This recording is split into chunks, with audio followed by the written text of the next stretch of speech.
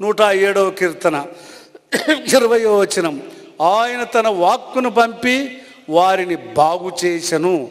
ఆయన మాటల్లో స్వస్థపరిచే శక్తి ఉంది. ఆయన మాట సెలవేయగానే ఆ మాట ప్రకారము అది జరుగునట. బాగా ఆలోచన చేయండి. ఇప్పుడు నేను మాట్లాడితే నా మాట ప్రకారం ఏమి జరగదు, మీరు మాట్లాడితే మీ మాట ప్రకారం ఏమి జరగదు. కానీ ప్రభు మాట ప్రకారము యెషయా గ్రంథం 55:11, ఆయన వాక్యము వృధాగా తిరిగి రాదట. ఏ ఉద్దేశముతో ఆ వాక్యాన్ని పంపెనో ఆ ఉద్దేశం అది నెరవేరుస్తుంది. ఉదాహరణగా కొన్ని ఉదాహరణలు చూద్దాం బైబిల్ గ్రంథంలో. మార్క్స్ వార్త 1వ అధ్యాయం 41వ వచనం. మార్కు 1:41. ఒక కుష్ఠరోగి ఉన్నాడు. ఆ కుష్ఠరోగి అడిగినాడు, ప్రభువా మీకు ఇష్టమైతే నన్ను శుద్ధినిగా చేయగలవు అని అన్నాడు. ఆయన ఒక మాట అన్నాడు. ఏమన్నాడంటే, నువ్వు శుద్ధుడు కమ్ము అన్నాడు. ఆ మాట ఏ ఉద్దేశంతో తన నోటిలో నుంచి వెళ్ళెనో ఆ ఉద్దేశాన్ని అది నెరవేర్చను. వాడు బాగా అయిపోయినాడు. అర్థమైందా అండి? అది మళ్ళీ తిరిగి రాలేదు నిష్ప్రయోజనంగా.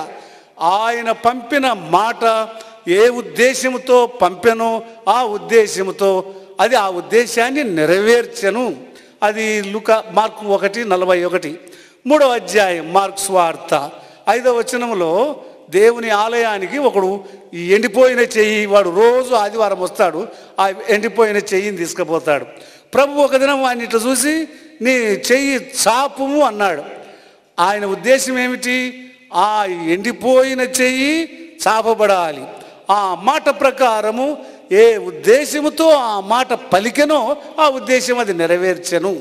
అట్లానే ఇంకా ప్రభు మిగిలిన విషయాల్లో కూడా 5వ అధ్యాయం ఏది లూకాసు వార్త 8వ వచనంలో ఒక దయ్యం పట్టిన వాడు ఉన్నాడు. 8:5. ఆ దయ్యంతో ఇట్లా అన్నాడు, బయటికి రమ్ము వంటలో నుంచి అని. వెంటనే ఆ మాట ఏ ఉద్దేశంతో చెప్పబడేనో ఆ ఉద్దేశాన్ని అది నెరవేర్చెను. అది ఒట్టిగా మళ్ళీ ఆయన దగ్గరికి రాలేదు. ఆ మాటలు, ఆ ఉద్దేశం, ఆ పర్పస్ను అది నెరవేర్చి వచ్చెను అని దాని అర్థం. అట్లానే బైబిల్లో ఇంకా ఎన్నోసార్లు ఆయన అన్నాడు.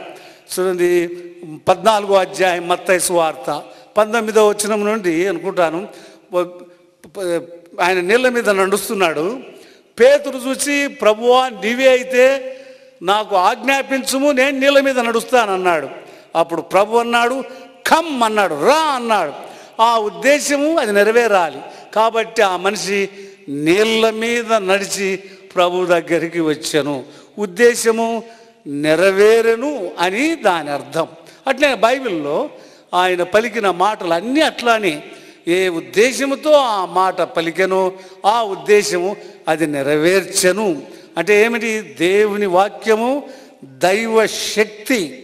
ఏ ఉద్దేశముతో ప్రభు మాట పలుకునో అది నెరవేరు. ఆయన వాక్కును పంపి వారిని బాగు చేసెను. అనారోగ్యంగా ఉండేవారికి ఒట్టి మాట పలికితే చాలు, వాళ్ళు ఆరోగ్యవంతులు కాగలిగిరి.